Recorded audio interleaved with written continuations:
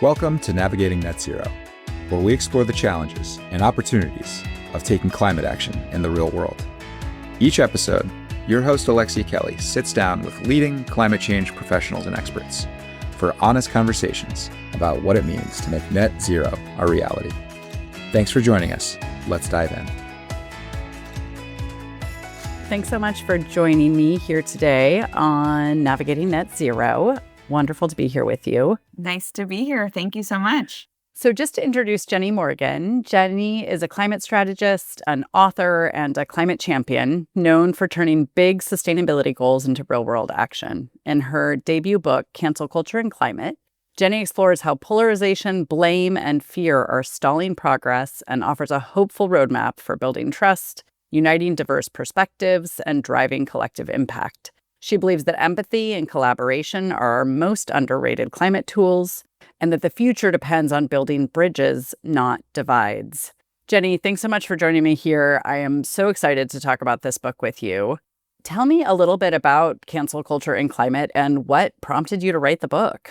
Yeah, I think my first experience with it was when I was working at Microsoft and I helped author a blog post that was going to showcase all of the sustainable initiatives that had been put forth for COP after the pandemic. We were all trying to somewhat emerge out of 2020 and go back into the world with a stronger society and presence. And I was really proud of the work that we had done in making sure that every single action that we were doing as an organization represented a more sustainable action than before.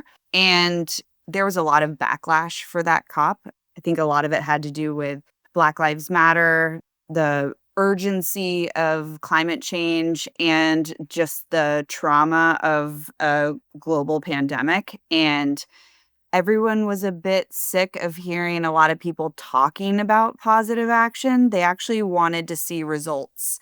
When we put forth everything, we were coming from a place of being really proud of the work that had happened. And then instead, there was so much public scrutiny that we just decided to delete the blog and keep it somewhat silent. And so that was the first time that I saw, oh, wow, fear is driving decisions more than progress.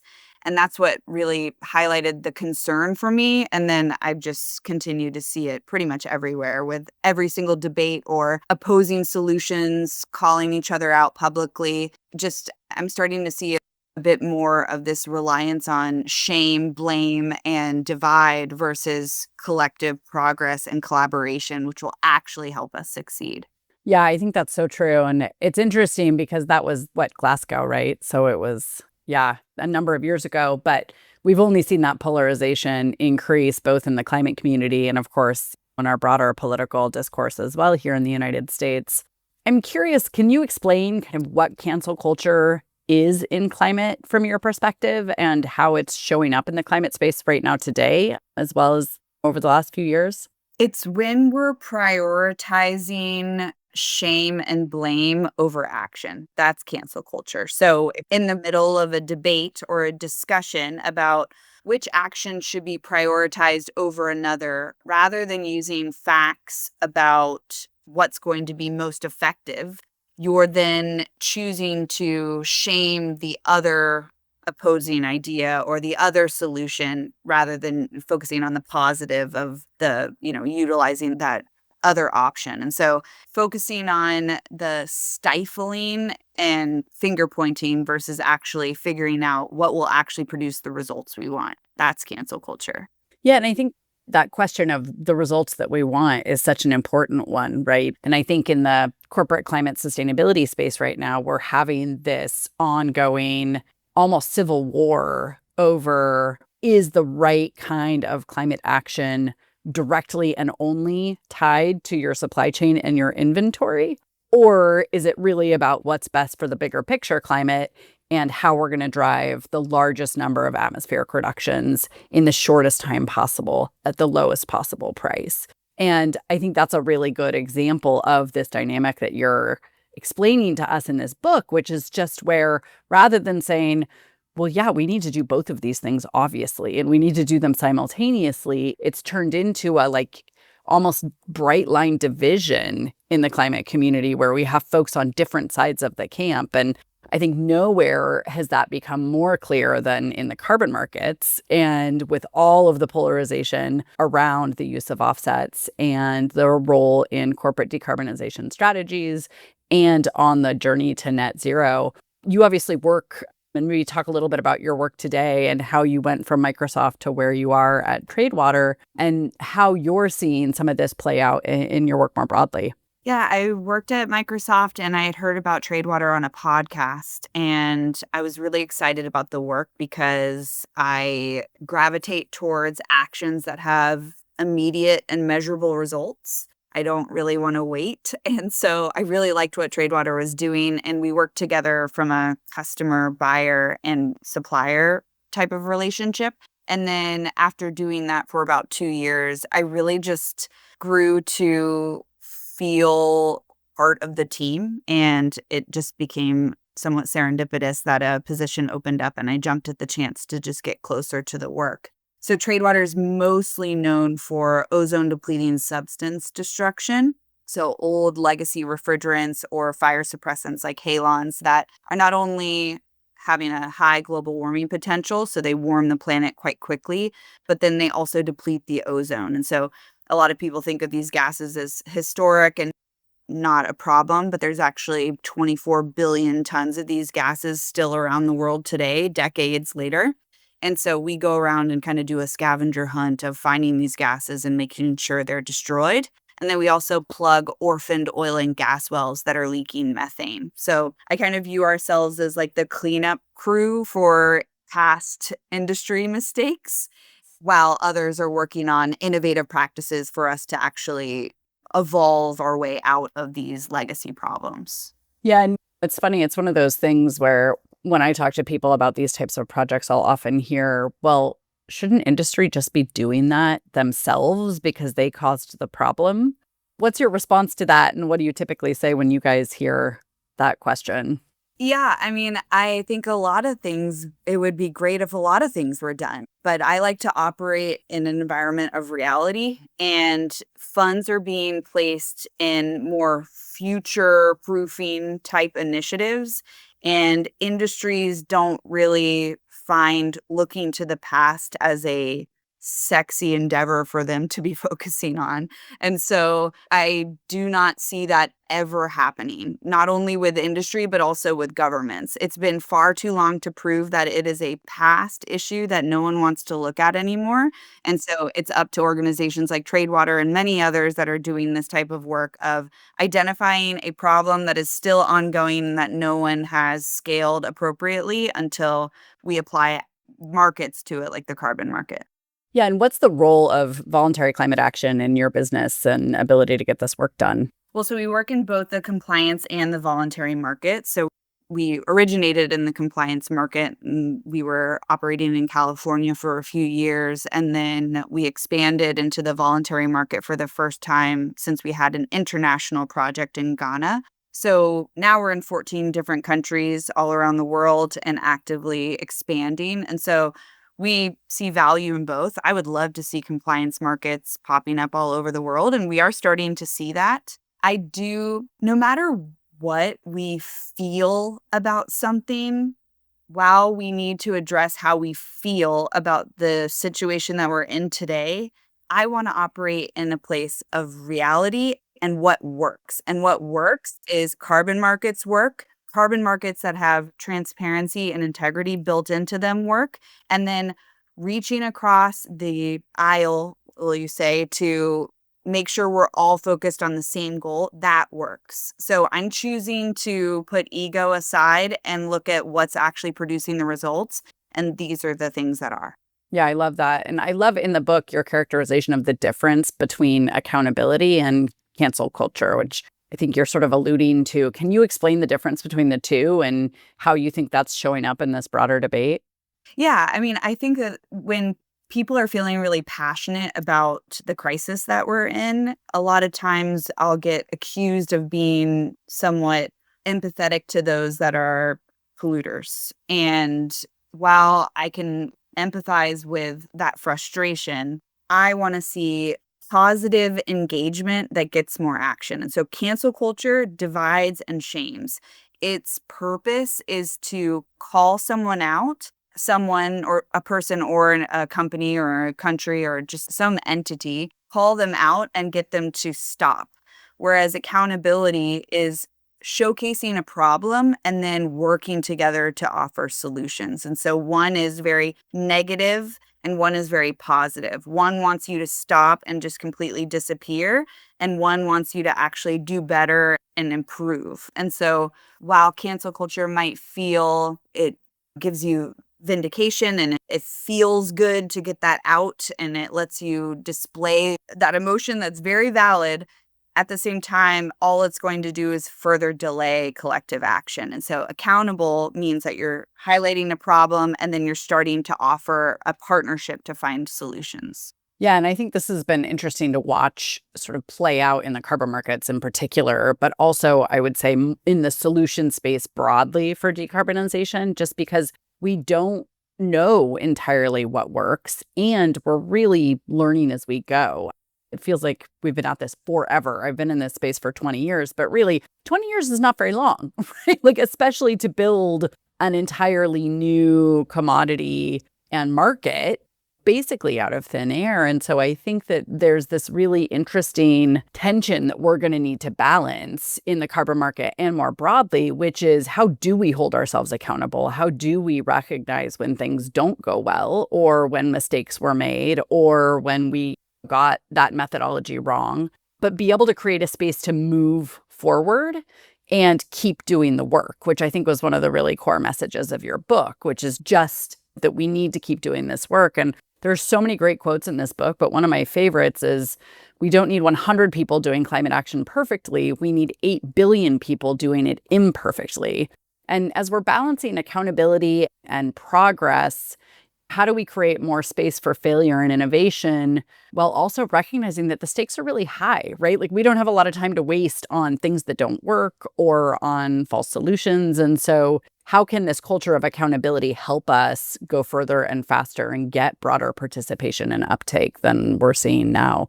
Yeah, I mean, I think the climate space, even though it's somewhat humorous to say this, I don't think it has a lot of humanity in it. There's either those that are fully leaning into the community and human aspects of climate action, and those are typically philanthropic efforts that are somewhat smaller and contained. And then everyone else has somewhat eliminated the human side of what it means to be a climate solutionist. We don't talk about, we did pretty well this year. We were surprised by how well this worked and we want to do something better next year. Or this broke. This didn't end up being something that we could scale as fast as we had originally thought. And that's human, us learning and evolving. I mean, we're all standing behind the scientific method and what it means to be curious and learning quickly and applying a sense of urgency, but that's going to mean that we're going to need to have a version 2 of a methodology or find out that there was maybe a better use of funds that we could have applied, or acknowledge that having a fast food chain have 54 locations apply recycling practices for the first time. That doesn't sound that hard, but if we actually are transparent and can dig into the details, that is incredibly difficult. And so we should be continuing to celebrate that and then pushing people to continue to keep going, go further, go stronger. Yeah, and I think it's such an interesting dichotomy we're facing when we think about both the magnitude of the climate crisis and the urgency of action and the scale at which we need to be delivering mitigation, and also how much inertia there is in the system today. And I think I had really underestimated that inertia until I went into the private sector and started trying to implement change across a whole bunch of highly distributed business units and parts of our operations and buildings and countries and management chains. And this human aspect of the transition, I think, is often missed But also, I think we don't always appreciate just how much like blood, sweat, and tears it takes to start getting that flywheel of change in action. And like getting people to take that first step is actually a really important thing, even if it doesn't seem like very much, because then they're like, oh, we can do this and we'll do the next thing and the next thing and the next thing. And we haven't created a lot of space for on-ramps, I think, for companies in this. And I think participation in carbon markets is one of those things that I would characterize as an on-ramp, as is buying renewable energy certificates and some of the other things where it's a relatively low lift from an effort perspective, but it gets you doing something. It gets that budget expenditure line on the balance sheet. It gets you engaged and out and talking about that. And so how can we use the learnings from your book to help build that space around just that continuous improvement? And you talk about kind of second chances in the climate change space and why they're so important. How do you see that all playing out now? And what are some of the practices we can put in place to help support both those second chances and create more space for failure and innovation and incremental improvement? I think it all depends on where someone is in their journey. And why I keep referring to someone is because that is another sticking point for me, is that we often refer to brands, but those are people that are making decisions. Totally. Yep. And the humanity in this issue, there are individuals that are in different stages of their climate journey. And so they might be taking on their first project, or they view it more as a philanthropic gesture. Or we're getting to some of those cases where there are individuals that have made some big blunders and big mistakes, lied, fraudulent challenges that they've been publicly scrutinized for. And we should make accountability something that is normalized, but then also re-emerging from those mistakes and being accepting of curiosity on how to improve is really important. Otherwise, we're going to continue to subject everyone to that villain title and they'll maintain it. It won't change. And so I have some frameworks in the book, not only of how to stop canceling others, how to come to conversations and even media headlines with curiosity versus formulating an opinion. We don't have to formulate an opinion right away. You actually don't even have to have an opinion about every single thing.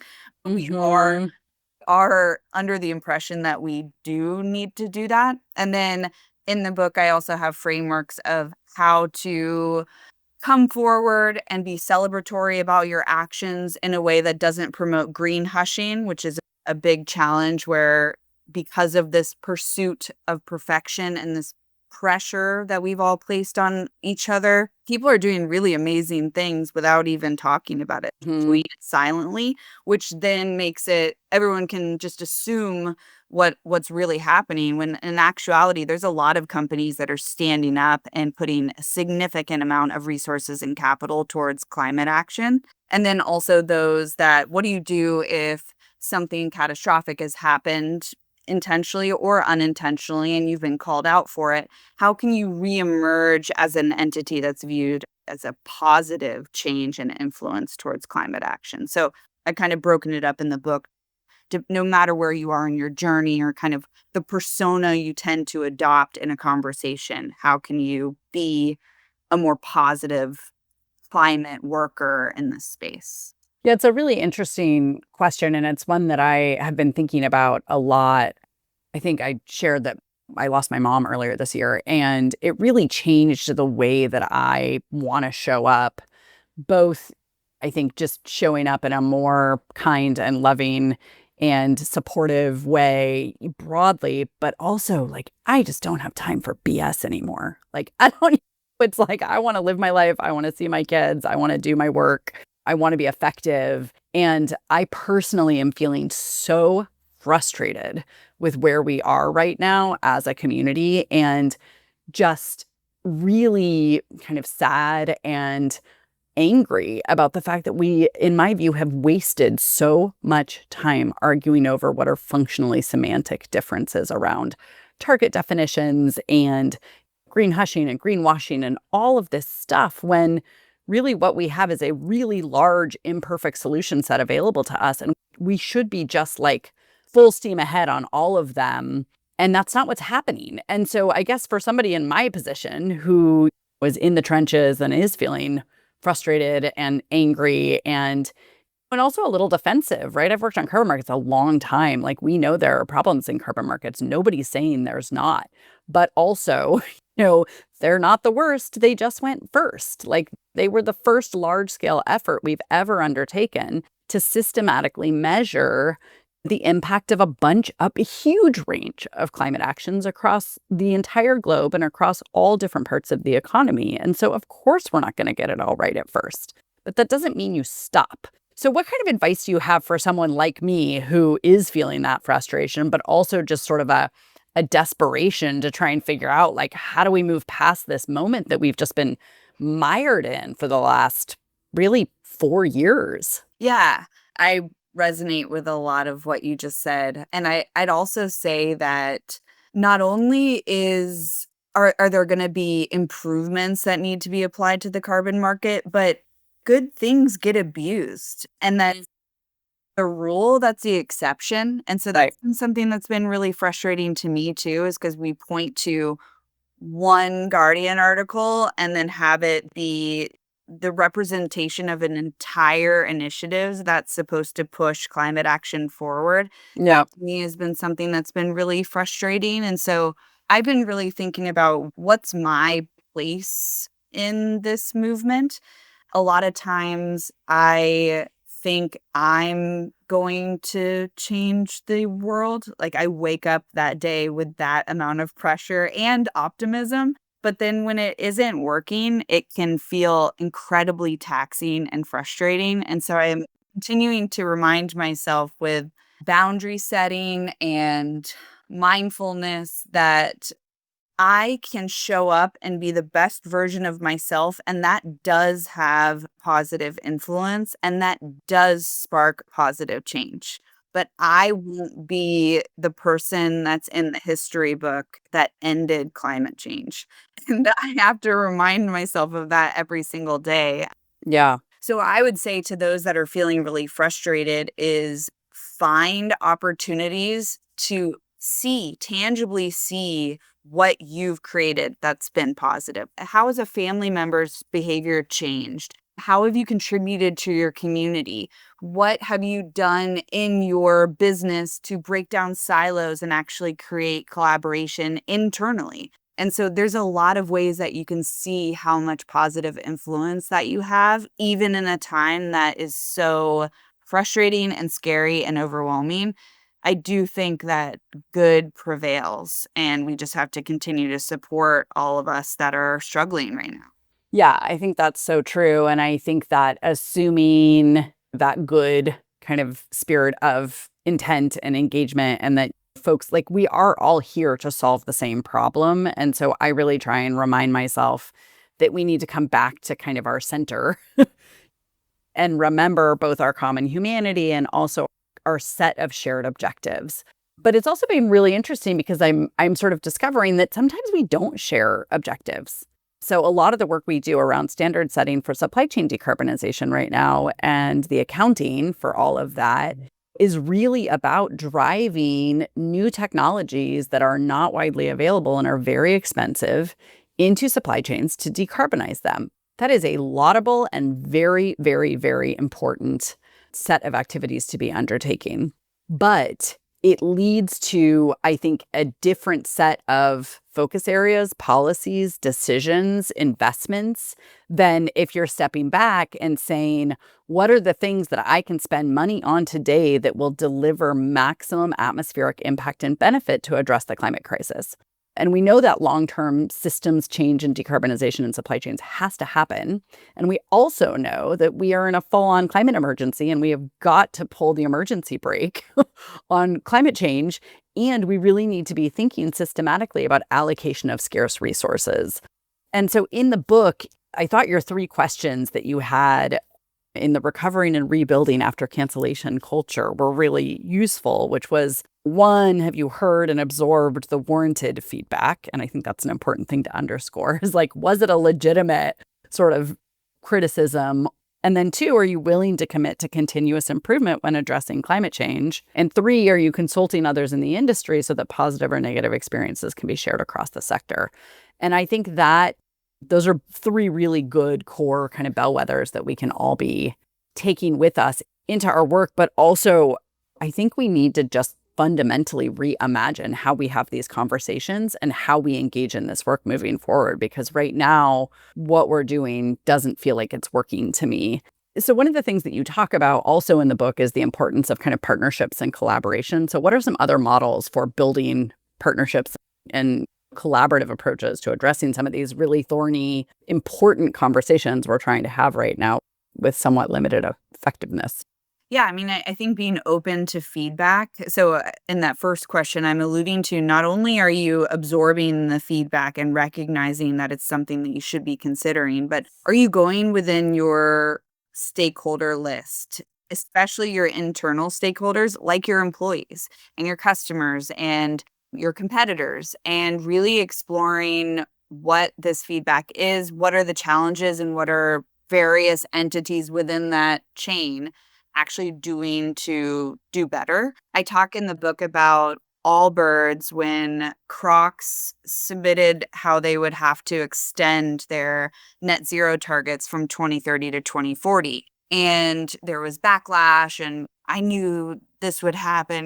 Just like everyone's ready to pounce on everyone for any admission of needing to go back and consider new actions and to produce better results. And Allbirds showed up not viewing them as a competitor, but viewed them as an ally within the same sector and traded information with them and talked about how that they've developed a carbon neutral shoe and the obstacles that they had to overcome, the challenges, the things that they're still going to need to think about in the future. And they made that conversation and those resources public. And so I think if we can continue to see that and be willing to talk to each other and not have this zero-sum game mentality that if they win, I lose, or even just people, we can actually all win if we all take sustainable measures into our industries and into our communities and apply them. We actually all can rise with that tide. And so I think just continuing to pull out examples within yourself and with companies you see and highlighting that mindset is going to change the world, because people are going to know that it's okay to step out and be a little bit vulnerable and not be perfect. I mean, with Tradewater, I work with other project developers all the time on what are your challenges, what's going on, even if they would technically be an alternative credit that a customer could purchase. If they get investments, we all win, because that means that organizations and companies are investing in solutions that matter and have immediate impact. Yeah.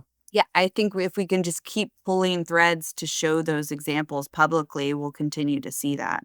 Yeah, and somewhat ironically, I feel like the companies that are actually the most forward-leaning around transparency and disclosure and just being really honest about what's working and what's not working on their sustainability and decarbonization journey tend to actually get less of the what you call the flurry of fury in the book, which I love. I just think it's such a great description of how the environmental movement operates. And Microsoft is kind of a unique example on this, right? Like they are incredibly transparent with a lot of the things they do, including many of their data and methods that they're using. And it's interesting because at the end of the day, the legitimacy and validity of a lot of this, it does come down to the data and methods, right? How good was your data? What methods were you using to measure your impact? And so being out there and being transparent about things feels both very important and also very risky, especially given the political climate we're operating in.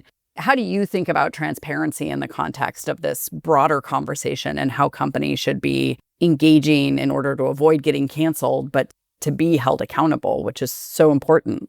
I think you should be sharing success stories and also sharing mistakes or pending obstacles, being really clear about what's worked and what hasn't worked and why, and who's responsible for figuring out what's next. talking about that really openly is going to actually showcase how hard this work is, but then also make others feel that it's okay to be honest about what the actual day-to-day looks like. I mean, coming from a refrigerant standpoint, you talked about all these different standards, and with a lot of standards, you're not required to report on your refrigerant leaks. And so to me, that's kind of like selling your home, but not disclosing that your second bedroom is covered in mold. There's an emission that you're scared to report on because you know it would be catastrophic if you disclosed that such a high global warming potential gas is being leaked, which they are.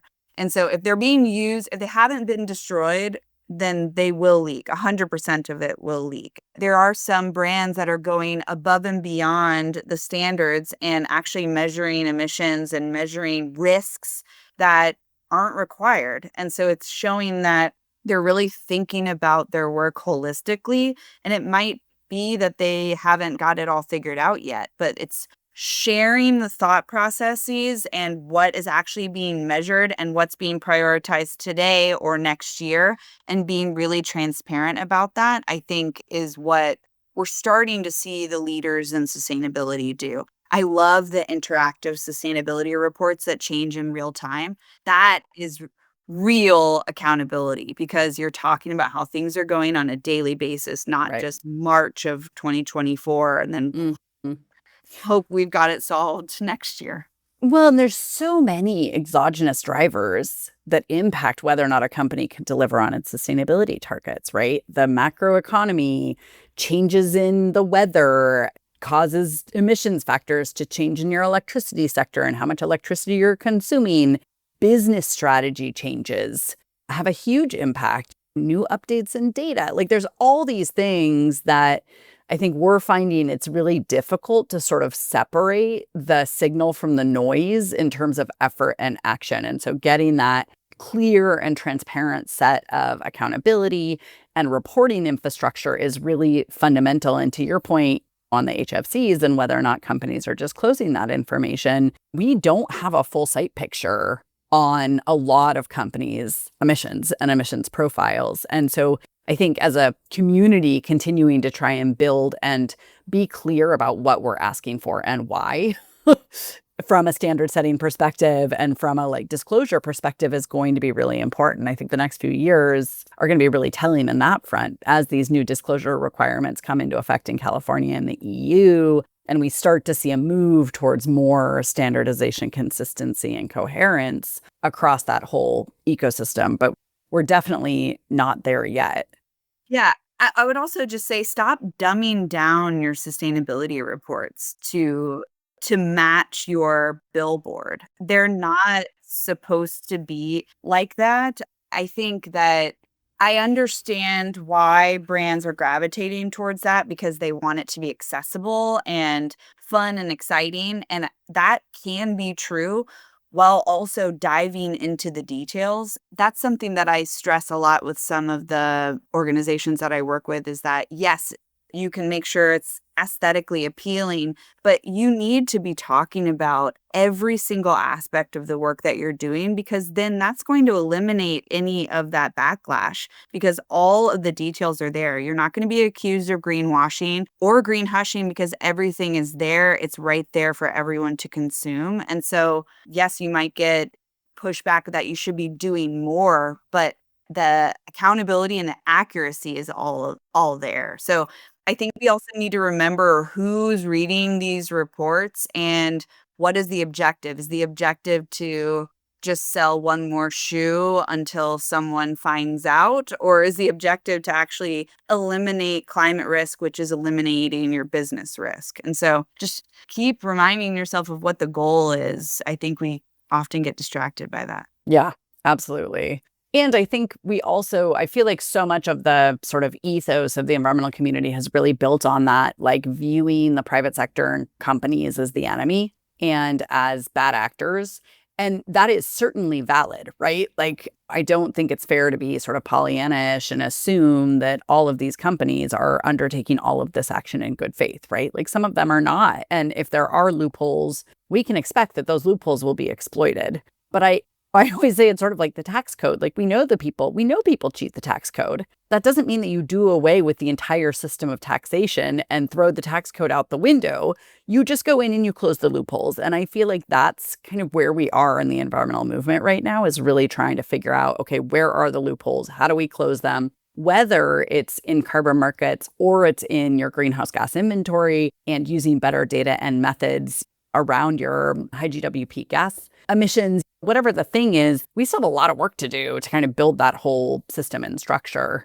Just at the end of the book, you say your last line is cancel culture and climate ends with you, which I love because I think it's so true, right? Like, that if we collectively don't make a commitment to take action to stop this like super destructive infighting and cycle of canceling each other and ideas, we're not going to get where we need to go. And we're not going to convince companies to undertake, particularly on a voluntary basis, action that they just wouldn't otherwise be taking. And so I've been thinking about that a lot. And I'm curious, if you have additional practices that you would recommend and that we should put in place in our communications and kind of how we're showing up to help build this accountability and progress and help fight back against cancel culture. Should we be calling out cancel culture when we see it? Oh, I definitely think so. I think, and there's a polite way to do it so that you're not canceling the canceller.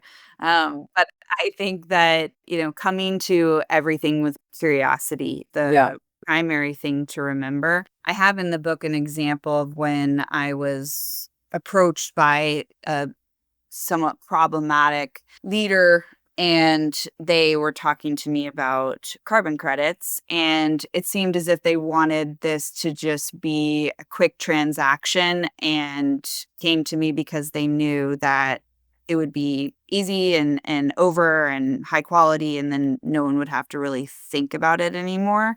And while this individual took some time to kind of warm up to just talking about climate action, I really took the time to understand why they were coming with that air and that perspective. And that gained trust with them. We actually found common ground, and I started to understand that they like to go outside and see sporting events, and they have family members that they care about, and they're really overwhelmed in their job, and they're often looked at as the villain. And rather than me saying, well, you got what you deserved, I just took some time to see them as a human. And so with that, they've invested millions of dollars, not only with what we discussed and worked on, but then also outside of our partnership, millions upon millions of dollars in climate action that wouldn't have been applied if anyone would have just been seeing them as another greenwasher, another problem. Yeah. And so I think that's where it comes to life, that cancel culture ends with us. And it even comes to the citizen level of when you are at Thanksgiving and people are not taking accountability for maybe the way that they've utilized their voting power and have been wanting to step away from any accountability there, and just coming with curiosity to understand where their priorities are and what's important, and then re-examining how climate action and equity can actually be built into the things that they care about. We can't get there if we don't take the time to try. Yeah. And I think listen too, because often the concerns that people have are maybe not the concerns that you thought they had on a lot of this stuff. So where do you see some of the biggest opportunities to unlock further climate action right now? Like I mentioned, I would love to see more compliance markets becoming online and people engaging with them. I would hope that, we're kind of talking about this fear-based decision making. I can see fear destroying Corsia, and that's something that I'm concerned about. It's very difficult for project developers to get a letter of authorization so that they can put their work into Corsia and have airlines engage with them. And airlines are just waiting for that to happen. And so I do think that fear is what is delaying that. So the biggest opportunities that I see is important leadership entities trying to think about not what they're afraid of, but what's possible. And again, trying to close any loopholes that might come up while acknowledging that everything's not going to be perfect, but just continuing to create these markets that are profitable and action oriented. That's where I see a lot of growth and progress happening. Yeah, and I think I'd be remiss if I didn't just double click on the role and importance of short-lived climate pollutants and how critically important it is to act on short-lived climate pollutants as quickly as possible. And also, I remember testifying in, I think, like 2010 before the Senate Ag Committee when we were working on Waxman-Markey about methane destruction offset credits and what high quality credits they are. Like, it's permanent once you destroy it. It's highly measurable. It's traceable. And there's this immediate kind of big bang for buck. So it's been really encouraging to see companies like Netflix and Google start to formally incorporate investment in short-lived climate pollutant destruction in their net zero, we'll just call it portfolio of actions. And I'm hoping that will help accelerate more investment in this broader space. Are you seeing other exciting developments in the SLCP, the short-lived climate pollutant and high GWP gas destruction space broadly? Like, how are things going? I think it's going really well. There's collectives happening. There's super pollutant collectives and associations. There's the new Methane Mitigation Industry Council. There's all these groups of project developers, suppliers, and buyers coming together that really believe in measurable results. And Right. short-term pollutants are the ones that we could address right now that would have significant impact on what 2030, 2050 will look like. Yep. It's such low-hanging fruit too. And so Yep. I hope to see some of the organizations that typically invest in other project types to just see it more as a portfolio and that it's a collection. It's it's not an or. And so I love that we're starting to see big tech and some of these larger institutions invest in methane and invest in halocarbon destruction. I'm waiting for Google or for Microsoft to call me. They should still have my number. But I just really like it when organizations are starting to see that it's a food pyramid of actions that is going to actually produce the results that we want. Yeah, absolutely. And it's clearly such an area that's ripe for scale in the near term. It's one of these solutions that we know how to implement, we can do it, and it's incredibly cost effective. So I think that's also a really exciting kind of piece of the puzzle, and was certainly something I was thinking about as I was looking at a portfolio construction for how you cost effectively address your unabated emissions over a long period of time. So continuing to build that supply and knowledge around the role and importance of high GWP gases, methane destruction, SLCP destruction is just such an important part of the bigger picture and overall near-term sort of bright spots I think that we have available to us, which Lord knows we need those. Yeah. Yeah. I think we should open back Project Drawdown's book and we should look at Climate Interactive and actually play along with some of the various mitigation pathways. Yeah, and go back to the basics because I think there's so much in the forest that it's really hard to see everything. And so if we can just kind of come back and actually ask ourselves, what's the goal here? What's the best path forward? We'll actually start to see a lot of that happen. I feel like we're spending most of our days examining and like trying to describe the pattern on the bark. Like we're not even looking at the tree, never mind the forest, like analyzing the oh, what is this color of bark? And we've got to take that step back, I think, broadly and just sort of say, hang on a second, guys, let's vector check. Are we really focusing on the things that are going to move the needle from a big picture climate change perspective now? Yeah, and it's like 2021's tree. And we're like, come on. Totally. Come on, guys. Well, so this has been such a great conversation, Jenny. I guess maybe just in closing, where do you see, what's keeping you motivated? What's keeping you in the fight? How do you stay focused and positive despite everything that's going on? I'm going to answer that in kind of an unusual way. I think that it's good that we are experiencing a bit of turmoil right now, because I think that that is allowing for people to step outside of themselves and start to think about how their actions impact themselves and others. I think as humans, we need to kind of experience the bad to actually understand it. And that is making me really inspired because people are showing up. Environmentalism tended to be your one cousin's pursuit, and they never wore shoes, and that was them. And now it's everyone. I feel like everyone is very focused on how are we going to make climate action something that is profitable and possible and can protect my loved ones and protect my business. And so I'm actually quite optimistic just because people are starting to really see how serious this is, which that's unfortunate, but it's producing, people are invigorated to do something about it. And so I love that energy. Yeah, absolutely. So if people wanted to get a hold of you, what would be the best way to do that? And where can people find your book? Yeah, so I'm on LinkedIn under Jenny Morgan, and you can look up Tradewater, tradewater.co. That's where I work during the day. And then my 5 to 9 is Cancel Culture and Climate. It's available on Amazon and also small bookstores around the United States. So, and they ship globally. So whatever your flavor is of where you get books. Awesome. I've got my copy right here.